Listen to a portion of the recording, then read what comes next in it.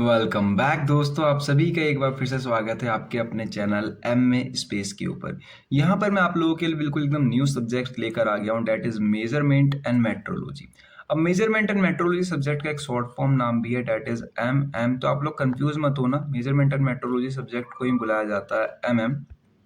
And then साथ ही साथ में यहाँ पर आप एक चीज़ नोटिस करो कि इसका जो सब्जेक्ट कोड है डैट इज BME 701 यानी लेटेस्ट वाला है। और देन साथ ही साथ में ये सब्जेक्ट आप मैकेनिकल के अंदर 7 सेमेस्टर में पढ़ने वाले हो। और जो मैं आज आप लोगों को पढ़ाने वाला हूँ उसका पूरा सिलेबस बेस्ड होगा AKTU के ऊपर, यानी AKTU का जो सिलेबस है उसके अकॉर्डिंग। मैं हूं आदित्य ठाकुर, आप लोग प्यार से मुझे भैया दोस्त कुछ भी बुला सकते हो, जो भी आपके दिल में आए। सब्जेक्ट पढ़ लो, सब्जेक्ट समझने के बाद वैसे भी आपका ये सब्जेक्ट खत्म हो जाएगा। देन आपके दिल में जो आए आप बुला सकते हो। देन यहाँ से हम कंटिन्यू करते हैं। अब देखो यूनिट 1 का सिलेबस यहाँ पे मैं बात करूँ आपकी, तो यूनिट 1 का सिलेबस बहुत टिपिकल नहीं है, दो टुकड़ों में टूटा हुआ है। पहला आपको दिख रहा होगा यहाँ पे मैकेनिकल मेजरमेंट्स, और दूसरा टुकड़ा यहाँ पर आपको दिख रहा है सेंसर एंड ट्रांसड्यूसर्स। दो टुकड़ों में हैं, यानी कि दो अलग अलग टॉपिक है, एक दूसरे टॉपिक से रिलेट नहीं करते हैं, दोनों टॉपिक एक दूसरे से अलग अलग है। अब देखो मैकेनिकल मेजरमेंट्स के अंदर यहाँ पर आपको बताया जाने वाला है बिल्कुल मेजरमेंट एंड मेट्रोलॉजी के बारे में एकदम शुरुआत से, जहाँ पर आपकी इंट्रोडक्शन कराई जाएगी मेजरमेंट से, मेजरिंग इंस्ट्रूमेंट से। ठीक है, मतलब different different kind of measuring instrument and measurement क्या होता है। यहाँ पर आपको ये बताया जाएगा कि जनरल कॉन्सेप्ट क्या होता है, उसके यूनिट्स किस में मापी जाती है, स्टैंडर्ड्स कौन कौन से यूज करे जाते हैं, स्टैंडर्ड यूज करे जाते हैं तो किन किन कैरेक्टरिस्टिक्स को हम मेजर कर सकते हैं, जैसे सेंसिटिविटी हो गई, डायनेमिक रिस्पॉन्स हो गई, रेंज हो गई, तो इन सब चीजों को हम मेजर कर सकते हैं। फिर आपको पढ़ाया जाएगा कि इसके अंदर एरर क्या क्या आते हैं, मतलब ऊपर से आप ओवरव्यू ले रहे हो। उसके बाद स्टैटिकल एनालिसिस कराई जाएगी एरर की, या रैंडम एरर की, या सिस्टमेटिक एरर की।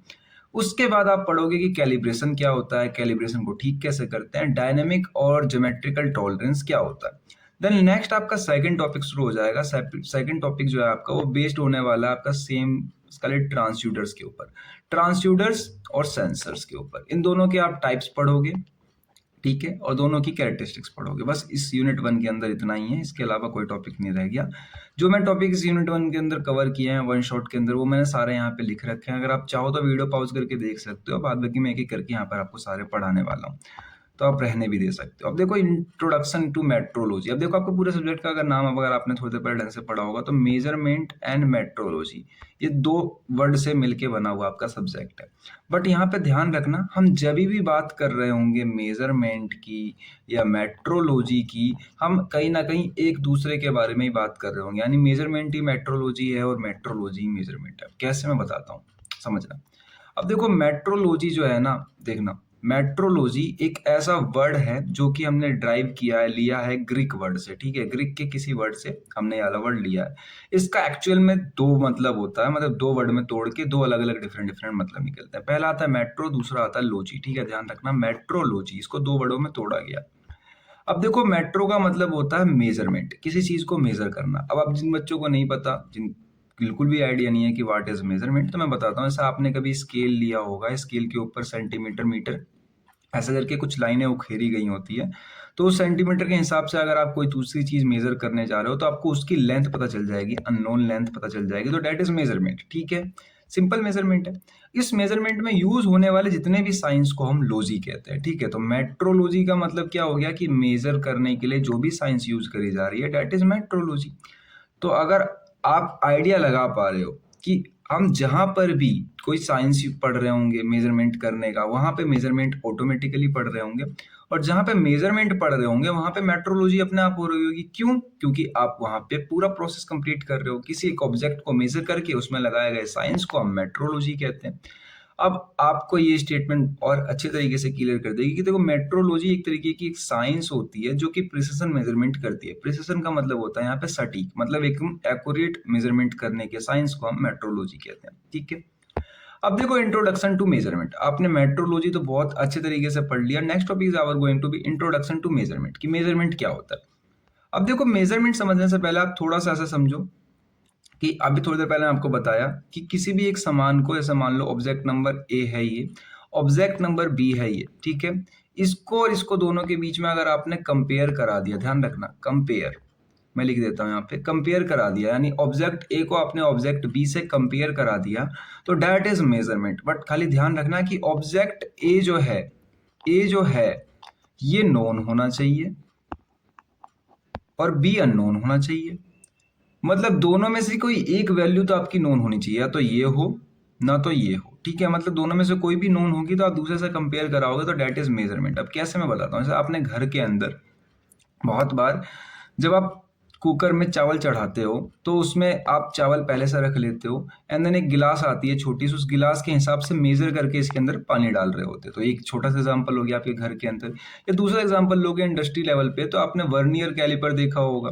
वर्नियर कैलिपर कुछ इस तरीके का होता है जहां पर आप वर्नियर से कुछ मैपिंग कर रहे होते हो। तो वर्नियर कैलिपर में जितनी वैल्यूज होती हैं वो सारी नोन होती है, ठीक है, जानी पहचानी होती है, मतलब आपको पता होती है। जिस चीज की आप मैपिंग कर रहे होते हो, जिस चीज की आप मेजर कर रहे होते हो, कंपेयर करा रहे होते हो, उसका आपको बिल्कुल अनुभव नहीं होता, वो चीज़ आपकी नोन नहीं होती है। तो बेसिकली मेजरमेंट आपको पता चल गया होगा। देखो मेजरमेंट का मतलब ये है कि आप कंपेयर करा रहे हो किसी भी इंस्ट्रूमेंट को किसी स्टैंडर्ड मेजरमेंट के साथ। स्टैंडर्ड मेजरमेंट, स्टैंडर्ड क्या हो गया यहाँ पे, स्टैंडर्ड मतलब वो चीज जो आपको पहले से पता है, जिसके बारे में आप जानते हो, तो दैट इज स्टैंडर्ड, ठीक है। अब देखो measurement is define as the process, ये एक प्रोसेस भी हो सकती है या कोई न्यूमेरिकल नंबर भी हो सकते हैं किसी एक डायमेंशन के, या फिर ये कोई प्रोसेस हो सकती है जो कंपेयर करा रही है दो स्टैंडर्ड मेजरिंग इंस्ट्रूमेंट को। जैसे कि अभी थोड़ी देर पहले मैंने स्केल का एग्जांपल दिया था, एक रूलर का एग्जांपल दिया था। जैसे मान लो ये कोई एक्स, मतलब इसकी वैल्यू जो है एक्स है, इस एक्स लेंथ का कोई भी एक रॉड है आपके पास, आप यहाँ पे मैपिंग करने के लिए एक स्केल रख रहे हो, स्केल पे ये आपके पास वैल्यूज लिखे हुए हैं। तो ये तो हो जाएगा आपका स्टैंडर्ड, और ये हो जाएगा जिसको आप मैप कर रहे हो, डेट इज मेजरिंग, जो आप डिवाइस कर रहे हो। ये हो जाएगा मेजरिंग इंस्ट्रूमेंट, ये हो जाएगा आपका जिस पे आप काम कर रहे हो वर्किंग पीस, ठीक है। तो आई होप कि आपको दोनों चीज समझ में आ गई होगी। लेकिन ध्यान रखना, जो स्टैंडर्ड्स होते हैं वो स्टैंडर्ड्स ऐसे बनाए जाते हैं कि पूरे वर्ल्ड में सेम हो। अगर आप ये समझना चाह रहे हो सेम कैसे होंगे, जैसे मान लो आपके स्केल पे 1 मीटर यहाँ से यहाँ तक की वैल्यू है तो वो इतनी ही रहेगी।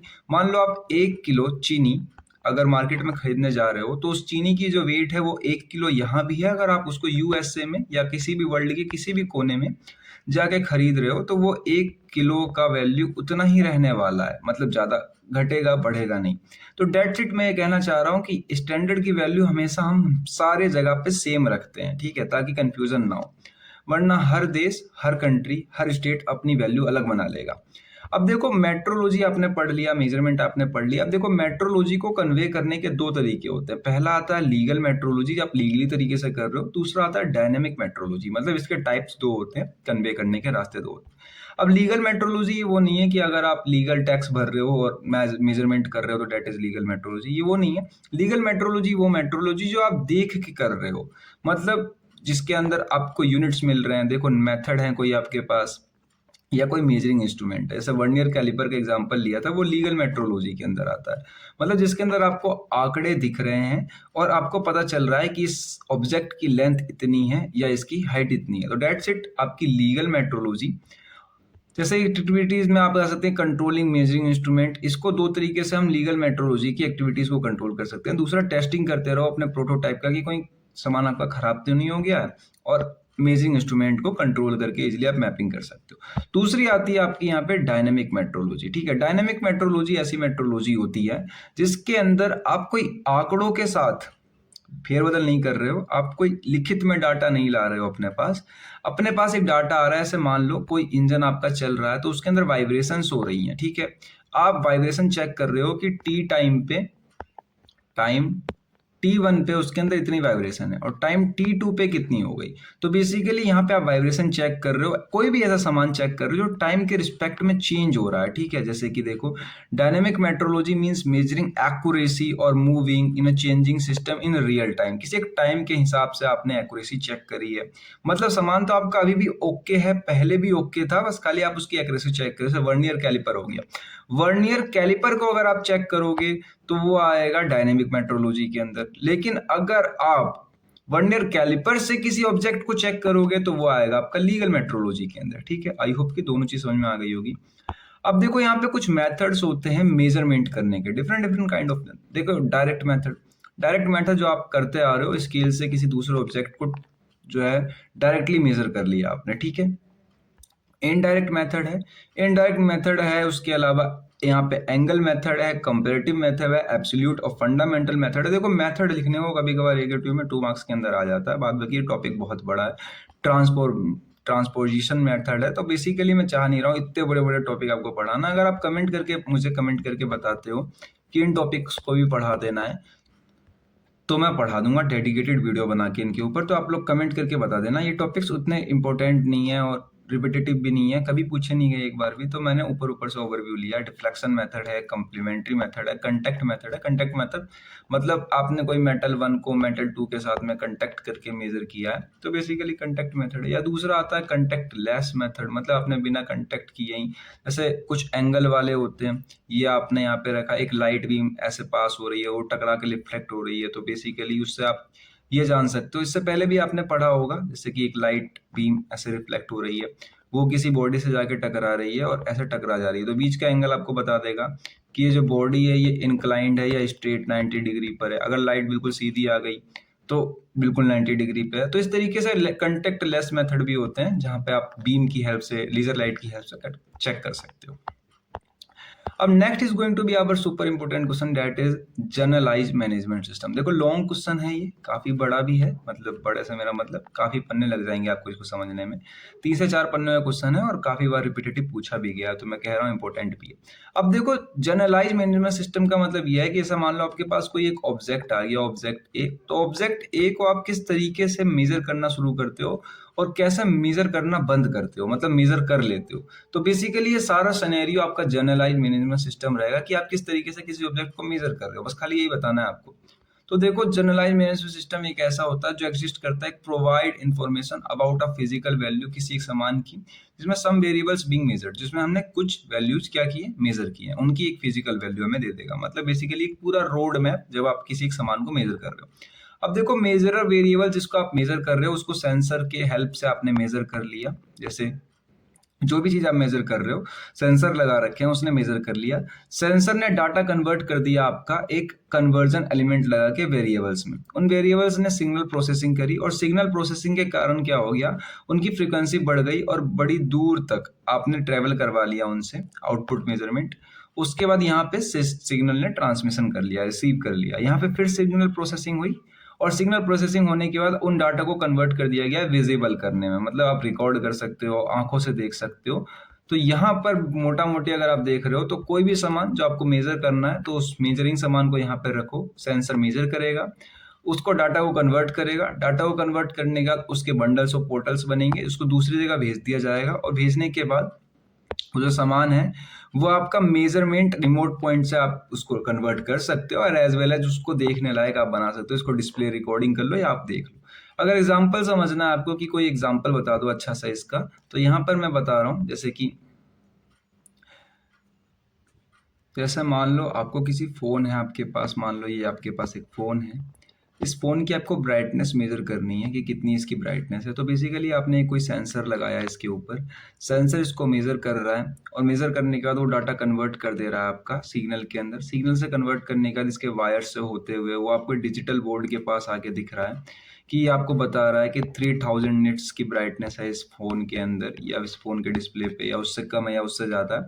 तो बेसिकली एक पूरा का पूरा ये होल प्रोसेस होता है जहाँ पर आपका डाटा देखो मेजर कर रहा है सेंसर, सेंसर से मेजर करने के बाद वो डाटा आपका ट्रांसमिट हो रहा है, ट्रांसमिट होकर आपके पास आ रहा है डिस्प्ले के बाद, डिस्प्ले के पास आके फिर कन्वर्ट हो रहा है, कन्वर्ट होने के बाद आपको दिख रहा है कि इस पूरे फोन की जो ब्राइटनेस है वो 3000 निट्स है। तो बेसिकली इस तरीके से हम सेंसर का यूज करते हैं और पूरा का पूरा जनरलाइज सिस्टम मैनेजमेंट हमारा चल रहा होता है। ये ब्लॉक डायग्राम है और इस ब्लॉक डायग्राम के ऊपर इसमें आप ईच एंड एवरी कंपोनेंट, जैसे कि सेंसर क्या कर रहा है, सेंस कर रहा है, ये वेरिएबल कन्वर्ट कर दे रहा है, सिग्नल प्रोसेसिंग उसकी वैल्यू बढ़ा दे रहा है, ठीक है। यहाँ पे आप इस तरीके के इसके बारे में सारे डायग्राम को अच्छी तरीके से एक्सप्लेन कर सकते हो। अब 7 सेमेस्टर में आ गए हो, मैं एक एक चीज़ लिख के दूंगा तो वो उतना अच्छा नहीं लगेगा, थोड़ा सिंसियरिटी आपको भी दिखानी है। ऑल्दो मैंने इसका रोड मैप भी बना के अपलोड कर दिया चैनल के ऊपर, जहाँ पे आप देख सकते हो कि 7 सेमेस्टर में आपको सब्जेक्टों पे उतने फोकस नहीं करने हैं, क्योंकि यहाँ पर आप वैसे भी, अब आपके पास जो है दूसरा ऑप्शन बच रहा है यहाँ पे जॉब का, एंड जॉब के साथ में अगर आपको हायर स्टडी करनी है तो आपको उस पर फोकस करना होता है 7 सेमेस्टर में। इन दोनों में से कोई एक रास्ता तो आप चुनोगे आगे चल के, तो इन दोनों में से जोन सा भी चुनने वाले उस पर फोकस ज्यादा करना होता है, सब्जेक्टों पे कम फोकस करना होता है। अगर आपने अभी तक रोड मैप नहीं देखा तो आई हाईली रिकमेंड कि आप 7 सेमेस्टर में आ गए हो तो रोड मैप जरूर से देख लो, आपकी हेल्प करेगी वो वीडियो।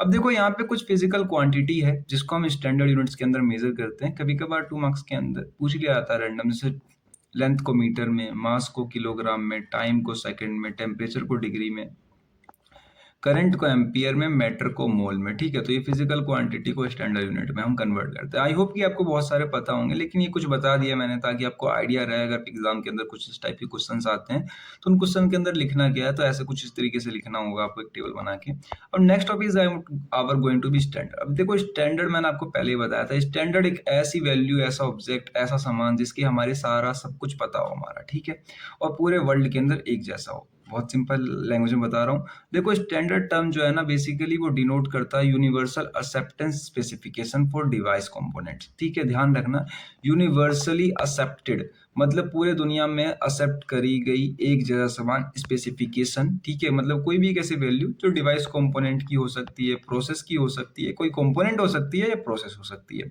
जो कि इंश्योर करती है कॉन्फॉर्मेलिटी को, इंटरचेंजेबिलिटी को through out the particular industry. ठीक है, किसी पर्टिकुलर इंडस्ट्री को। अब देखो यहाँ पे इंटरचेंजेबिलिटी का मतलब है, ऐसा आपने एक सामान बनाया, इस सामान को आप दोबारा बना सकते हो, लेकिन अगर यह सामान दोबारा बन ही नहीं सकता है तो इसकी इंटरचेंजेबिलिटी बहुत कम हो जाती है। अगर यह सामान 4 बार, 5 बार, 6 बार, 7 बार अगर आप दोबारा बना सकते हो तो इसकी इंटरचेंजेबिलिटी हाई है कि आप इसको बार बार बना सकते हो।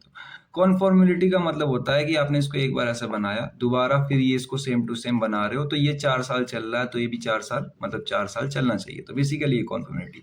अगर आप same design, same concept, same working principle रखते हो तो प्रोसेस भी सारे सेम होंगे और डिवाइस भी आपके सारे सेम बनेंगे। ठीक है, तो इसे स्टैंडर्ड कहते हैं। अगर पहला वाला डिफरेंस समझ में नहीं आया तो मैंने दूसरा डिफरेंस और लिख रखा है। देखो स्टैंडर्ड एक ऐसा रेफरेंस यूनिट्स होते हैं या आर्टिफैक्ट्स होते हैं किसी एक ऑब्जेक्ट के, जो डिफाइन करते हैं उसकी एक्यूरेसी को मेजरमेंट के अंदर में। ठीक है, ये होते हैं उसके स्टैंडर्ड्स। ठीक है, कोई भी एक ऐसे आर्टिफैक्ट्स जो डिफाइन करते हैं उसकी एक्यूरेसी को कि ये इतना अच्छा एक्यूरेट है मेजरमेंट के अंदर में।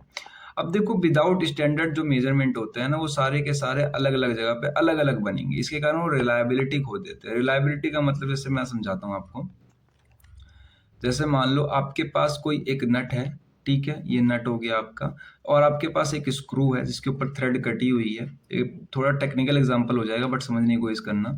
अब मान लो आपके पास जो ये नट है इसके ऊपर एक वैल्यू लिखी पड़ी है, जैसे 5 mm का ये नट था आपके पास, मतलब इसका इंटरनल डायमीटर 5 mm था। तो आप अगर मार्केट में जाके कहोगे कि मुझे 5 mm के एक्सटर्नल डायमीटर का एक बोल्ट दे दो, ठीक है, नट आपके पास है, बोल्ट आपके पास नहीं है, तो मार्केट में दुकान वाला आपको दे देगा। लेकिन ये तब पॉसिबल है जब मार्केट के अंदर वैल्यू 5 mm की बन रही हो, मतलब पॉसिबल हो। लेकिन सरकार ने क्या किया है, लोगों ने इसका एक जुगाड़ निकाला है, इसका मतलब एक तरीके से कह सकते हो इसका एक सॉल्यूशन निकाला है। सॉल्यूशन ये है कि मान लो अगर मैं कह दूं मार्केट के अंदर कि सारे बोल्ट सिर्फ 5 mm और 5 mm के ही बनने हैं, तो आपको कभी ऐसी दिक्कत नहीं आएगी इन जनरल कि आप कोई भी दुकान से कुछ भी एक नट खरीद के लेकर आ रहे हो और वो 4 mm की निकल जा रही है, और आप फिर दुकान पे उस नट के लिए बोल्ट खरीदने जा रहे हो पर्टिकुलर 4 mm की। तो यहाँ पर ऐसा फिक्स कर दिया गया है कि सारे दुकान वाले जो है 5 mm की यूनिवर्सल एक नट बोल्ट बनाएंगे। तो ये सिंपल एग्जांपल था, मतलब ऐसा नहीं है बड़े छोटे नहीं बनते, लेकिन सबकी एक फिक्स लिमिट है कि बड़े पे भी इतने बड़े बनने हैं, छोटे पे इतने छोटे बनने हैं। ठीक है, जिससे क्या होती है, रिलायबिलिटी नहीं होती। रिलायबिलिटी का मतलब ये है कि जैसे एक सामान यहाँ पर आपको मिल गया तो सेम सामान आपको कहीं दूसरी जगह जाके मिल जाएगा, तो सेम पार्ट्स रहेंगे, तो इजीली जैसे टायर्स हो गए गाड़ियों के आपने देखे होंगे, तो वो एक साइज के होते हैं तो ही फिट हो पाएंगे आपकी गाड़ी में। मतलब ज्यादा बड़े टायर, ज्यादा छोटे टायर बनने लगे किसी एक स्टैंडर्ड को ना फॉलो करते हुए, तो रिलायबिलिटी खो जाती है। देखो टाइप्स ऑफ स्टैंडर्ड देखो समझने की कोशिश करना। इंटरनेशनल स्टैंडर्ड यानी सारे लोग फॉलो कर रहे हैं, विदेश के लोग भी कर रहे हैं, इंडिया के लोग भी कर रहे हैं। तो इंटरनेशनल स्टैंडर्ड के अंदर आ जाते हैं आपके से ISO 14000 सीरीज। 14000 सीरीज के अंदर इन्वायरमेंटल स्टैंडर्ड्स आ जाते हैं कि आपको इतनी इतनी वैल्यू रखनी पड़ेगी, इससे ज़्यादा नहीं रख सकते आप, इन्वायरमेंट को डैमेज होगा। ठीक है, नेशनल स्टैंडर्ड के अंदर अपने इंडिया का है, बाद बाकी जापान का है, JIA, AUIS आपका अमेरिका का है। तो इन सबके खुद के पर्टिकुलर स्टैंडर्ड है कि इंडिया के अंदर इतने के बनेंगे। जैसे इंडिया के अंदर आपने नोटिस किया होगा कि जो फ्रीक्वेंसी रखी जाती है वो 60 Hz रखी जाती है। मतलब जब भी आपने न्यूमेरिकल इलेक्ट्रिकल के बनाए होंगे तो आपने नोटिस किया होगा कि इंडिया के अंदर जो फ्रीक्वेंसी रखी जाती है लाइट की, वो 60 Hz रखी जाती है, जबकि विदेश के अंदर, अमेरिका के अंदर बात करी जाए तो वहाँ पे 48 या 50 के आसपास कुछ रखी जाती है, इन दोनों में से कोई रखी जाती है। तो उनके अलग स्टैंडर्ड है, अपने अलग स्टैंडर्ड है, लेकिन जो यूनिवर्सल होते हैं वो सब एक जैसे मानते हैं। फिर प्राइमरी स्टैंडर्ड आते हैं। प्राइमरी स्टैंडर्ड वो स्टैंडर्ड होते हैं जो लैब के अंदर बनाए जाते हैं, ठीक है। आपने इसका एक भी एग्जाम्पल नहीं देखा होगा। सेकेंडरी स्टैंडर्ड वो स्टैंडर्ड होते हैं जो इनके रेफरेंस पॉइंट होते हैं, मतलब प्राइमरी स्टैंडर्ड के रेफरेंस पॉइंट सेकेंडरी स्टैंडर्ड होते हैं। और वर्किंग स्टैंडर्ड वो होते हैं जो आपने देखे होंगे, जैसे वर्नियर कैलिपर हो गया, स्केल हो गया, जो डेली लाइफ यूजेस में आप यूज कर रहे होते हो, तो वो सारे वर्किंग स्टैंडर्ड होते हैं। मैंने इनके बारे में लिखना चाह रहा था और नोट्स के अंदर लिखा भी है, शायद से जो मैं नोट्स प्रोवाइड करूंगा उसके अंदर लिखे हुए होंगे। अगर नहीं लिखे होंगे तो कोई बात नहीं, मैंने आपको बता दिया। अब जो लोग लेक्चर देख रहे हैं उनको तो फायदा हो ही जाएगा।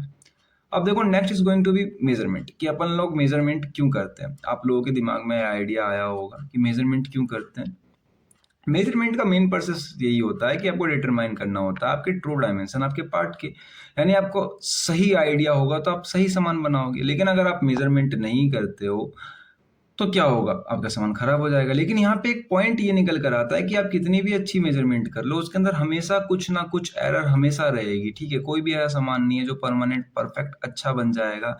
या तो कोई मेथड में दिक्कत होगी, कोई स्किल में दिक्कत होगी, डिजाइन में दिक्कत होगी, बहुत सारे फैक्टर होते हैं, टेम्परेचर, प्रेशर, कहीं ना कहीं कभी ना कभी, मतलब कोई भी ऐसा सामान नहीं बनाया जाता जिसके अंदर कोई एरर ना हो। तो इसलिए एरर भी हमें पढ़ना पड़ेगा, और एरर सारे मेजरमेंट के अंदर होता है। देखो, अब देखो यहाँ पे एक बात आती है कि ट्रू डायमेंशन किसी मेजर का हम बना ही नहीं सकते, उसके अंदर हमेशा कुछ ना कुछ अप्रोक्सीमेट एरर होगी होगी, ठीक है। अब एरर तो होगी, ये एरर आप पढ़ भी लोगे, एरर हम थोड़ी देर आगे पढ़ते हैं, बट यहाँ पे कुछ टर्म पढ़ लेते हैं। एक्यूरेसी, यहाँ पे छोटे छोटे कैरेक्टरिस्टिक्स हैं जिसको हम मेजर करते हैं, ठीक है, मेजरिंग इंस्ट्रूमेंट की, उनको पढ़ लेते हैं। देखो एक्यूरेसी, एक्यूरेसी क्या होता है, ऐसे मान लो आपको ये 5 mm का डायमीटर का एक रॉड बनाना था, ठीक है। जब आप इसको पॉइंट लेवल पे देखोगे तो 5.000001 mm होगा ये, मतलब बहुत ही, अगर छोटा माइक्रोस्कोपिक लेवल पे चेक करोगे तो जाके थोड़ी बहुत डिफरेंस देखने को मिलेगी।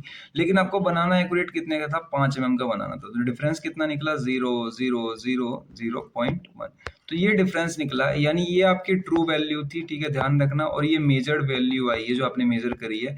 तो इन दोनों के बीच के डिफरेंस को, मतलब जितना सामान आपको एक्यूरेट बनाना था और जितना सामान आपका एक्यूरेट बनकर आया, उसके बीच के डिफरेंस को कहते हैं हम एक्यूरेसी, ठीक है, कि इस ऑब्जेक्ट की इतनी अच्छी एक्यूरेसी। अब देखो यहाँ पे लिखा भी होता है, agreement of the measurement value with the true value of measurement quality is called accuracy, ठीक है। मतलब मेजर करी हुई वैल्यू और जो आपको एक्चुअल में बनानी थी ट्रू वैल्यू, इसके बीच के डिफरेंस को हम एक्यूरेसी कहते हैं।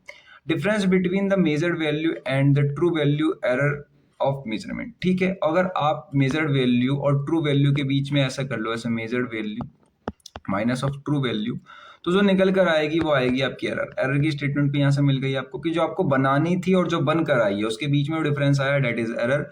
और एक्यूरेसी क्या हो गई, कि इन दोनों के बीच में जो वैल्यू रही है पूरे प्रोसेस को एक्यूरेसी कहते हैं। तो एक्यूरेसी बिल्कुल डायरेक्टली प्रोपोर्शनल नहीं होती, इनडायरेक्टली प्रोपोर्शनल होती है एरर की। जितनी ज्यादा आप एक्यूरेसी बढ़ाते जाओगे एरर कम होती जाएगी, और जितनी ज्यादा एरर बढ़ती जाएगी एक्यूरेसी कम होती जाएगी, ठीक है। तो the lesser error more than accuracy, इसका मतलब ये है कि बहुत कम एरर है तो आपकी ज्यादा एक्यूरेसी है। अब देखो, एक्यूरेसी और प्रिसिशन में कभी कभार डिफरेंस पूछ लिया जाता है। एक्यूरेसी और प्रिसिशन में डिफरेंस क्या होता है, एक्यूरेसी का मतलब अभी आपको बताया मैंने कि एक्यूरेसी का मतलब है ट्रू वैल्यू आप बना रहे थे, इतने के आपको बनानी थी, और बनकर मेजर्ड वैल्यू इतने की आ गई, मतलब इन दोनों को हम पूरे प्रोसेस को एक्यूरेसी कहेंगे।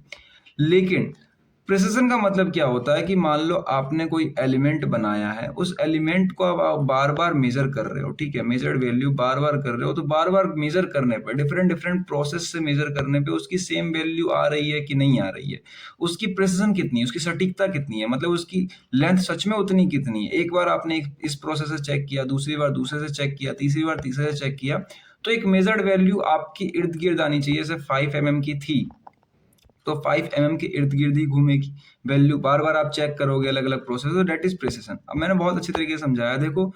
अब एक्यूरेसी का मतलब यहाँ पे ये है कि accuracy is the degree of closeness to the measurement the diagram of reference value. Reference value का मतलब यहाँ पे यही है, ट्रू वैल्यू, ठीक है, कि ट्रू वैल्यू से मेजर्ड वैल्यू के बीच की जो डिग्री ऑफ क्लोजनेस थी वही एक्यूरेसी थी। लेकिन प्रिसिशन क्या है, प्रिसिशन ये है कि आप डिग्री ऑफ क्लोजनेस ये होती है कि मेजरमेंट विथ ईच अदर, मतलब एक समान बनाया आपने, उसको एक बार मेजर किया, फिर दूसरी बार किया, फिर तीसरी बार किया, तो इनके बीच की जो आपकी क्या आ रही है मेजरमेंट क्लोजनेस आ रही है, डेट इज प्रिसिशन। ठीक है, एक समान को आप 3 बार मेजर कर रहे हो अलग अलग प्रोसेस से। तो एक्यूरेसी जो होती है ना, इसमें यहाँ पर आपको बायस एरर मिलता है, मतलब बड़ा एरर मिलता है। और यहाँ प्रिसिशन से आपको क्या मिलता है, रिप्रोडक्टिविटी नहीं कर सकते, रिपीटेबिलिटी एरर मिलते हैं। मतलब बेसिकली ऐसा सामान जिसको आप इस प्रोसेस से मेजर कर रहे हो तो अलग वैल्यू आ रही है, और इस प्रोसेस से मेजर कर रहे हो तो अलग वैल्यू आ रही है। तो ऐसे में आप रिपीटेबिलिटी एरर आ जाती है, मतलब कि आप उसको रिपीट नहीं कर सकते। ठीक है, मतलब उसकी वैल्यू बार बार इरेगुलेट हो रही है।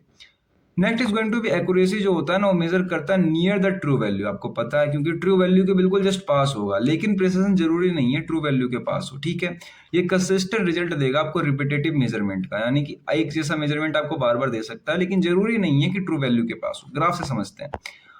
अब देखो ग्राफ से समझना, यहाँ पर आप जैसे कि ये मान लो आपकी प्रोडक्टिविटी डेंसिटी है, प्रोबेबिलिटी डेंसिटी, ये वैल्यू हो गई आपकी। तो यहाँ पर देखो आपको समान ये बनाना था, ये आपकी ट्रू वैल्यू हो गई जो आपको बनानी थी, इतने वैल्यू की आपके समान बनानी थी। लेकिन समान बन के कितनी आई, तो इतनी आई। मान लो 5 mm की बनानी थी, 5.1 mm की बनकर आ गई है। ठीक है, तो ये हमने वैल्यू रख रखी है। अब देखो जो समान है उसकी एक्यूरेसी कितनी होगी, तो आप बीच की वैल्यू मेजर कर लो कि हाँ डिग्री ऑफ क्लोजनेस इतनी थी तो एक्यूरेसी इतनी होगी।